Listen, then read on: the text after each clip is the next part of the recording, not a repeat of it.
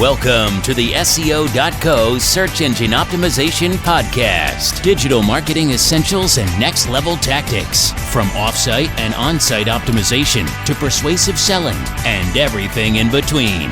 You'll learn actionable tips on what it takes to outright and outrank your competition. Now, here's your host, Nate Need.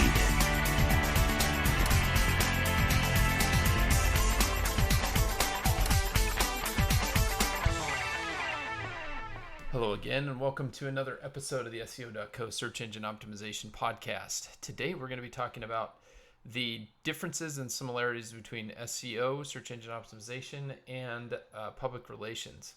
And in order to really understand the difference between the two and the similarities for that matter, you need to kind of take a look at the historical, how things were in the history of public relations. In pre-internet days, you would submit your press release to any number of different news wires, which would get syndicated if it was newsworthy across the Associated Press, depending on your connections and how well the outlet you reached out to was connected.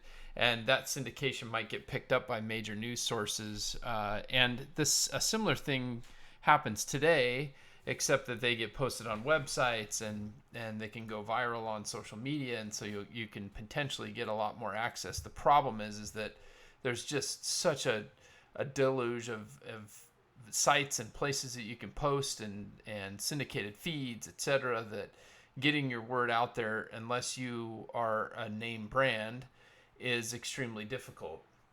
And with the advent of the internet and search engine optimization, as those two things started to take off, there were a lot of folks that were using the press release channel as kind of their main version of how they were building links and getting that authority.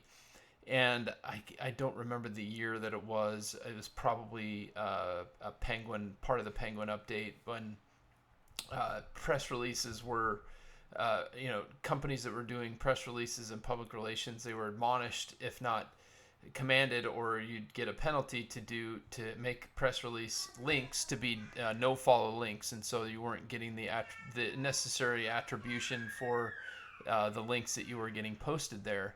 And as such, it really went from, hey, I'm gonna just do a press release, a couple times a week on stupid things, from that to press releases really are what they're meant to be. They're press release. They get the word out, and you can share them, and then they get syndicated. If it's newsworthy, it'll get syndicated more broadly, and you can get picked up on social media if it's relevant. So, not that gone are the days that public relations is not part of search engine optimization. That couldn't be further from the truth, but it's one of many strategies when it comes to link building. Obviously, public relations and press links are, for the most part, no follow. There are a few exceptions to that, but when you get those links, it's part of a diverse link portfolio. So you might say, yeah, it's a domain authority of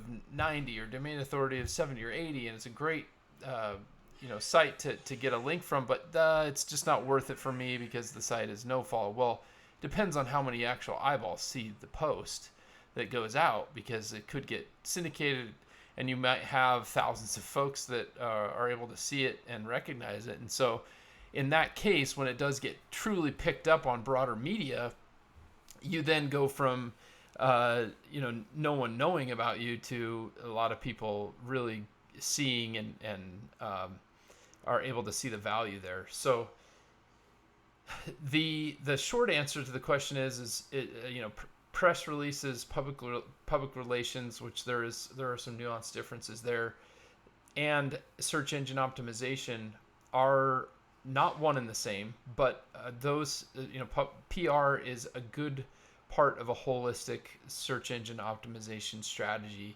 And as any good SEO will tell you, overdoing public relations is not only bad for your public relations, it's like crying wolf, especially if you have thousands, hundreds of newsworthy things to talk about every year. that can go out to the wire, that's great. But if you're a small company, you likely don't. You might have a partnership or a new client that you've landed or a new deal that you've closed that is worthy maybe once a quarter, once a month, and that's fine. But if you're really just using PR for SEO purposes, the downside risk there is pretty heavy, because it weighs mostly on your users and your intended audience. The upside of using PR as a holistic strategy is that you do get that really good link profile where you get no-follow links from great places. So it's just a great signal, makes the site look really good, like a normal business would, and especially if you're getting it from good places. Hope this helped. Thanks for joining us. Thank you for joining us on the SEO.co podcast. We appreciate your time. Be sure to rate, review, and subscribe to the show, and visit SEO.co for more resources based on today's topic, as well as access to more podcast episodes to help you improve your site's long-term SEO success.